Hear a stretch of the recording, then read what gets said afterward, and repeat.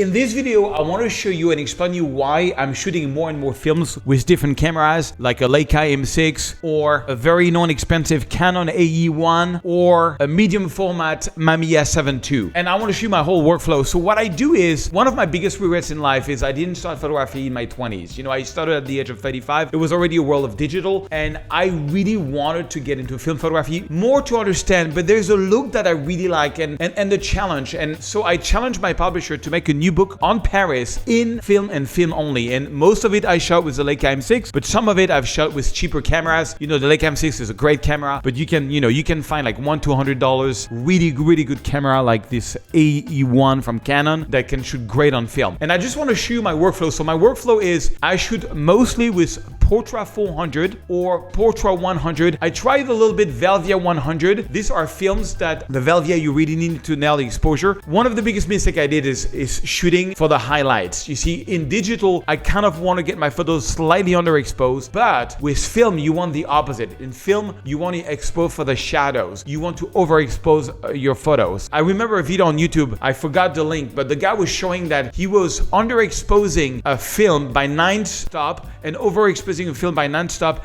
and doing the same thing with digital. And you can see with film, as soon as you underexpose, you lose all the details. But with film, it's the opposite. The more you overexpose, you actually don't lose that much detail in the highlights. And that's something that took me a while to understand. So make sure you're exposed to the shadows, meaning you want your scan to be a little bright, because if the shadows are too dark, it gets very muddy. But then my workflow is I just send my films to thedarkroom.com. That's what I use. They're okay, not sponsored here. You maybe have a better option. There's many labs out there. I use the darkroom, and then I get a file, and I get a file that's here's the file. It's a TIFF file. It's like 3000 by 2000, and of course I get the films. I can scan them if I want. So here is a morning photo in Paris, and usually what I do is this one was exposed properly. It was exposed to the shadows, and I'm just, I just love the look on it. So what I do is I'm much more gentle when it comes to film than digital to retouch. So I'm just gonna open the shadow a little bit. I'm gonna hold on the Option key, and I'm gonna crash. I do want to have a black point. So what you see here is the black point. I'm gonna add some contrast.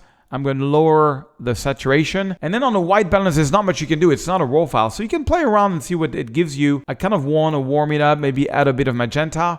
The thing that I do a lot is I do a lot of dodge and burn on the photos. So what I do is I go here and I take a linear gradient and I click and drag. And now whatever I'm going to do here on the left side is going to be applied by gradient, meaning if I lower the exposure here, whatever that value is, minus 0.65, is going to be applied at full from the top of the photo down there. By the way, guys, the 5-day deal just came out. It's absolutely crazy.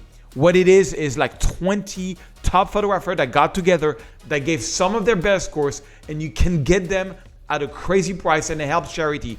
It only lasts for 5 days. It's absolutely crazy. If there's only one training you should buy this year, this is it. Some of my favorite course this year is the Headshot Crash Course by Peter Hurley. My good friend Tim Shield did a great course on panorama. You get my black and white natural drama course, which is a course that I used to do my 2 first fine art photography books. You get Mastering Forest Photography by Peter Iverson, a great photographer. You get the Milky Way editing from Eric Kuna, who works for SpaceX. It's an incredible course. You get my buddy Scott Kelby, how to organize and back up your travel images. Incredible course. Speed Like Magic by Frank Dohoff. I love Frank, one of the top flash photographers on the planet. And so many more. It's absolutely crazy. It is the best deal of the year. Check the link under the video. Okay, and then I'm going to do the same thing for the bottom of the photo. I actually want to vignette the photo up and down to focus the attention inside of the photo. I think I also want to darken it a little bit and then relight it where the sun is. So I'm going to go here and I'm going to create this time a radial gradient, and you click and drag here in the middle of the photo, and I'm just going to add a bit of light, maybe a little bit of yellow, just a tad, very little.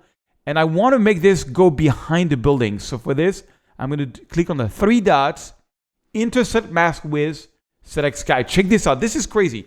3 dots, intersect mask with, select sky. Boom. And what that's going to do is now that this sort of glow light is going to be behind the buildings in real time. It's going to mask real time.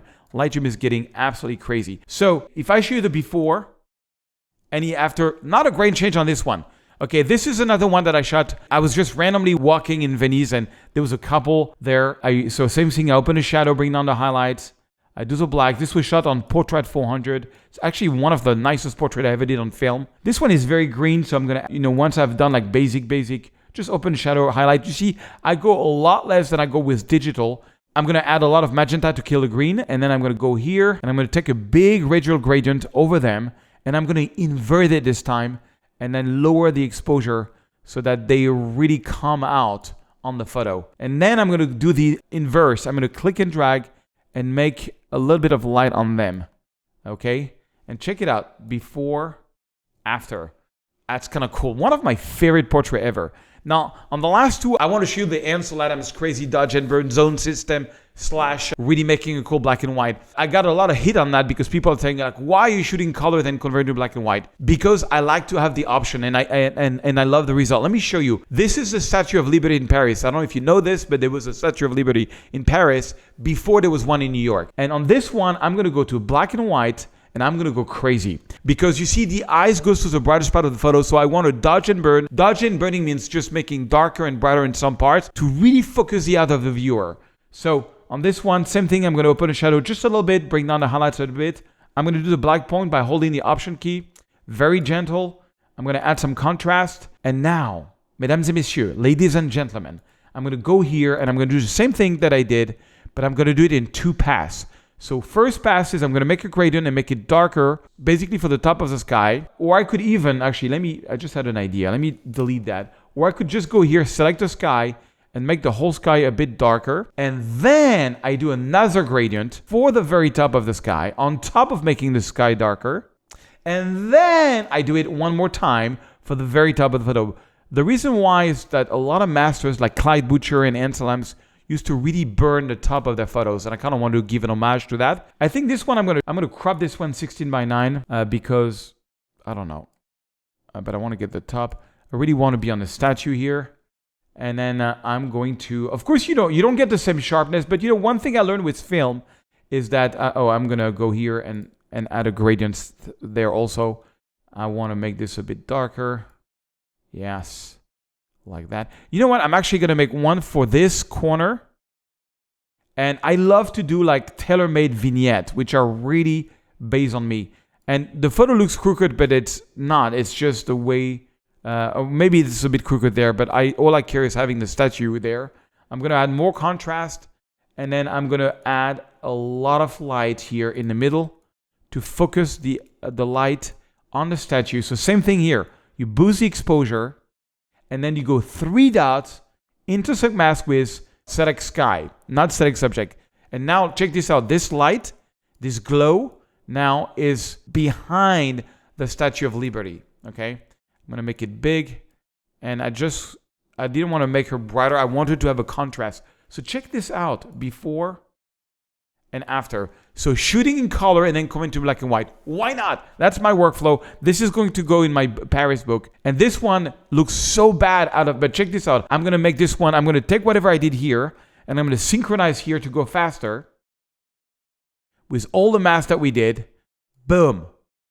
And look at that. All right. And now all I have to do is go here and adjust the mask. So that's the main mask, which is the sky. I'm going to make sky even darker.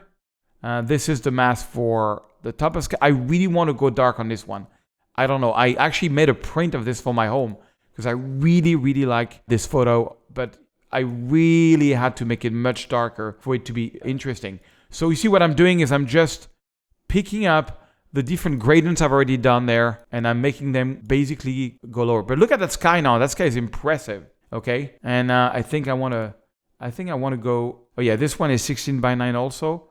Yeah, actually, why not? Maybe a little bit more water on this one. And then I really want to darken the bottom again. So you know, I keep doing gradients over gradients over gradient. But the whole general idea is I want to make the bottom and the top darker. I got this beautiful circle here. Look at this circle that we copied from the other photo, making this brighter. Look at that. That's pure drama. Anyway, that's my workflow. Check out the 5-day deal and make sure you subscribe because I have 1 video per day coming out for you guys.